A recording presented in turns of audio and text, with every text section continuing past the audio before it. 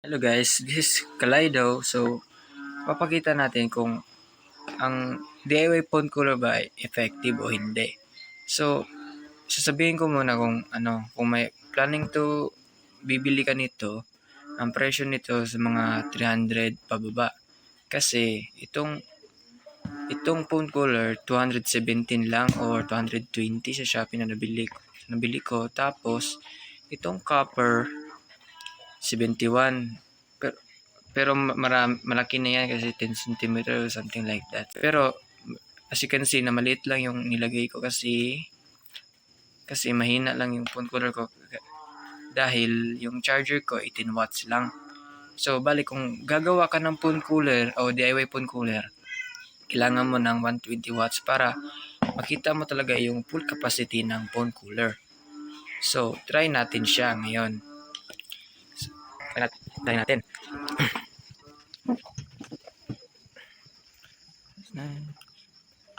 So, yung charger ko 18 watts lang. So, bali mahina siya. Pero okay naman. Hindi naman, nalalamigan naman yung phone ko. Hindi naman siya masyadong nag-iinit or something like that. So, hindi po yan magsa-start diretso. And, isa rin pala sa nagandahan ko dito sa DIY phone cooler kasi may adjuster siya gaya nito. Kailangan mo po siyang i-adjust para parang start up lang. Booster, ganyan. Yan, start na siya. Tapos, pagkatapos mag-start, diyan mo po siya palalakasin. Like, ganito. Hindi kasi. Yan, lumalakas na siya. Maririnig niyo yung lumalakas siya. Tapos habang lumalakas din yung phone cooler. Yung pampalamig. Siyempre, kagaya sa ref. Yan, max na yan, max. As you can see, lumalamig na siya, nagmo-moist. Yan lang na makita. Yan para makita nyo. Yan, nag-moist agad.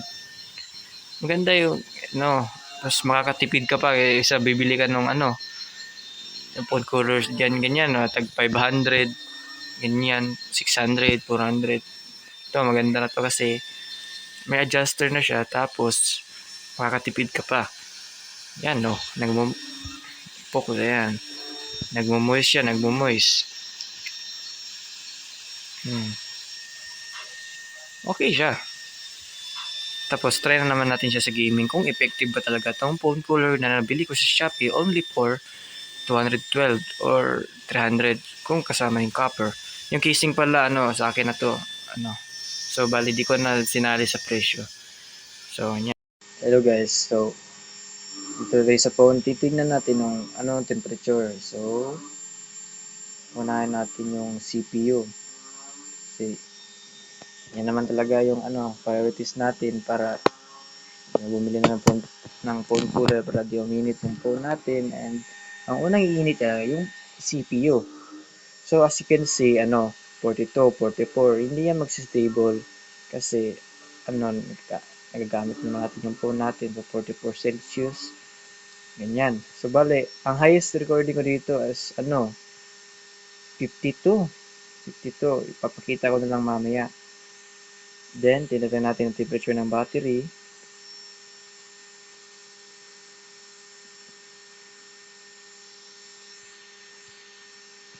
Temperature ng battery, so 38 Celsius ang battery. Ang CPU, nasa mga 48. Then, ang battery, nasa 38. So, ito try natin siya sa gaming. Pero, bago yon try natin. Lalagay ko ng phone cooler, ha.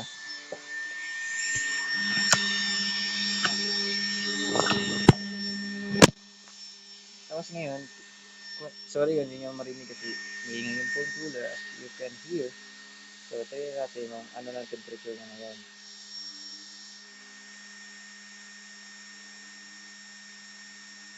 42. Ang baba lang yan. 48. So, bali, nakalagay pa naman ng phone cooler so hindi pa nararamdaman ng cellphone.